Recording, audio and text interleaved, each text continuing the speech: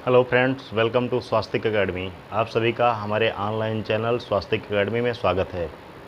यहाँ हम बात करने जा रहे हैं भारतीय संविधान के आर्टिकल 19 के बारे में, जो कि बात करता है राइट टू फ्रीडम यानी कि स्वतंत्रता के अधिकार के बारे में।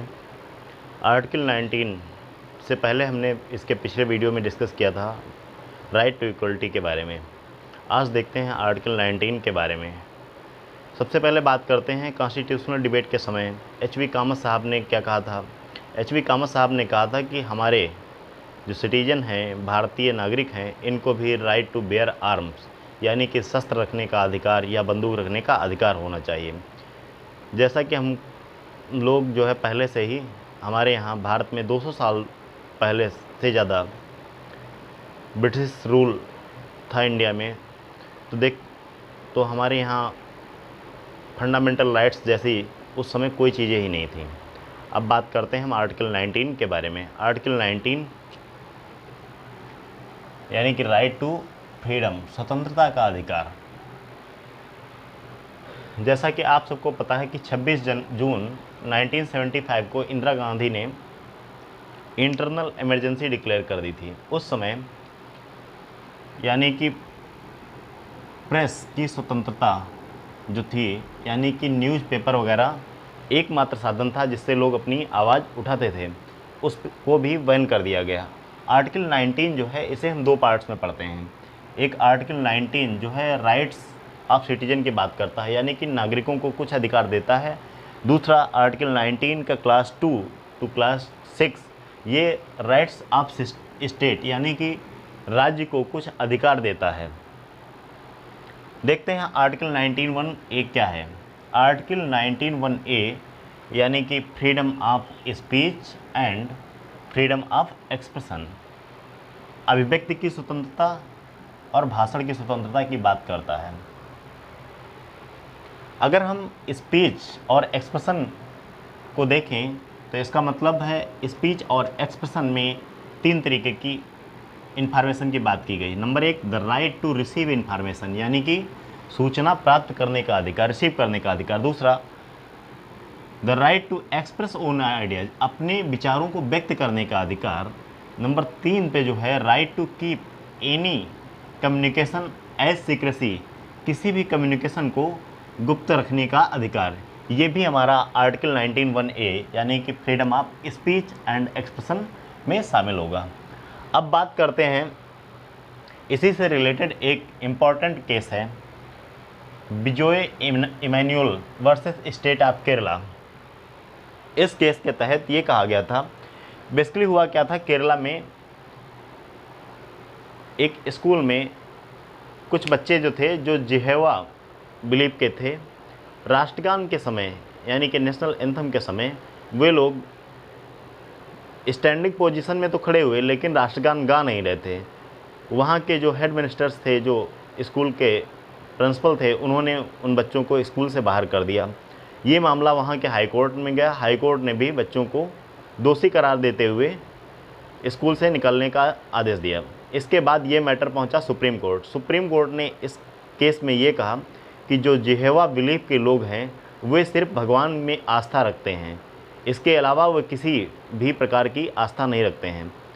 इसलिए ये कहा गया कि जो बच्चे थे वो स्टैंडिंग पोजीशन में तो खड़े हुए, इसलिए उन्होंने नेशनल ऑनर एक्ट के तहत कोई भी गलती नहीं की, अतः उन्हें बरी कर दिया गया।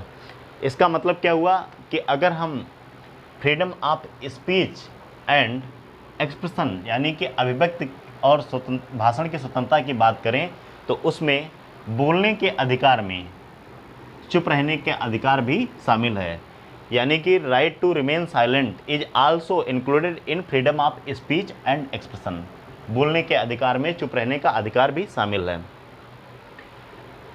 कॉन्स्टिट्यूशनल डिबेट के समय की अगर बात करें तो बी.आर. अम्बेडकर साहब ने ये कहा हुआ था कि फ्रीडम ऑफ प्रेस जो है उसको हमारे यहाँ कोई अलग राइट बनाने की ज़रूरत नहीं है, no need to form and special right, क्योंकि आर्टिकल 19 जो है ये हमारे यहाँ बेसिकली मेन रूप से ये प्रभावित है या इन्फ्लुएंस्ड है यूएस कॉन्स्टिट्यूशन के फर्स्ट अमेंडमेंट से, जिसमें ये कहता है फ्रीडम ऑफ स्पीच और ऑफ प्रेस, यानी कि भाषण की स्वतंत्रता या प्रेस की स्वतंत्रता, क्योंकि इस आर्टिकल को हमने वहीं से लिया हुआ है।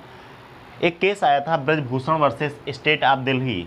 इसमें ये कहा गया था कि अगर आप किसी के अगर आपके विचार या अगर आपके आइडियाज़ किसी से प्रभावित हैं तो उसके बाकी सारे जो प्रिंसिपल्स हैं वो भी हम उसमें इंसरेंड करेंगे। इसके बाद एक केस आया सकल papers versus union of India. इसमें ये कहा गया कि फ्रीडम ऑफ प्रेस जो है ये freedom of speech and freedom of expression की एक स्पीसीज है, यानी कि freedom of speech and expression में फ्रीडम ऑफ प्रेस इंक्लूडेड है या शामिल है या उसी में इंसरेंड है। इसके बाद अगर हम बात करें तो आर्टिकल 19(1)A में ही और भी बहुत सारे राइट्स हैं जो इसी में इंक्लूड हैं, जैसे कि फ़ोन टाइपिंग के विरुद्ध अधिकार, अपने या किसी अन्य के विचारों को प्रसारित करने का अधिकार भी हमारा किसमें है, freedom of speech and expression, भाषण की स्वतंत्रता और अभिव्यक्ति की स्वतंत्रता में ही शामिल है। इसके बाद अगर हम बात करें तो सरकारी गतिविधियों की जानकारी लेने का अधिकार भी हमारा 19(1)A में ही शामिल है। प्रदर्शन या विरोध का अधिकार हमारा 19(1)A freedom of speech and expression में शामिल है।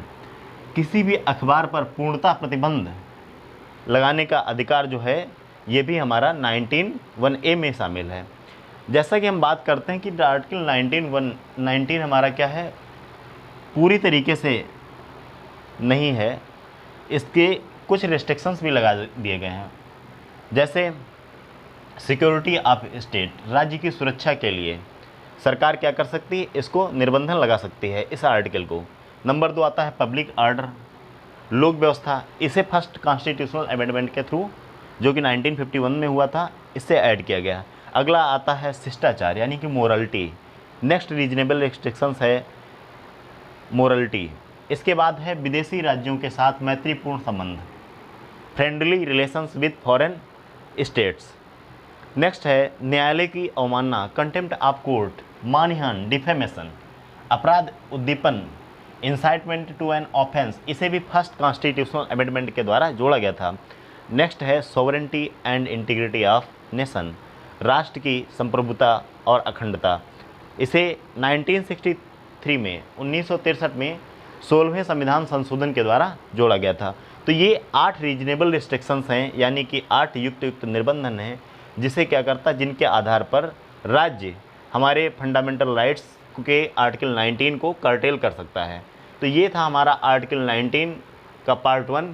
इसके नेक्स्ट पार्ट में हम बात करेंगे इसके जो रिमेनिंग क्लाज हैं उसके बारे में, यानी कि ध्यान रखिएगा आर्टिकल 19 जो है ये मोस्ट इम्पॉर्टेंट है, इसे पार्ट 3 का बैकबोन भी कहा गया है। तब तक के लिए आप हमारे वीडियोज़ को देखिए, हमारे चैनल को ज़्यादा से ज़्यादा सब्सक्राइब कीजिए, शेयर कीजिए, लाइक कीजिए, कमेंट कीजिए।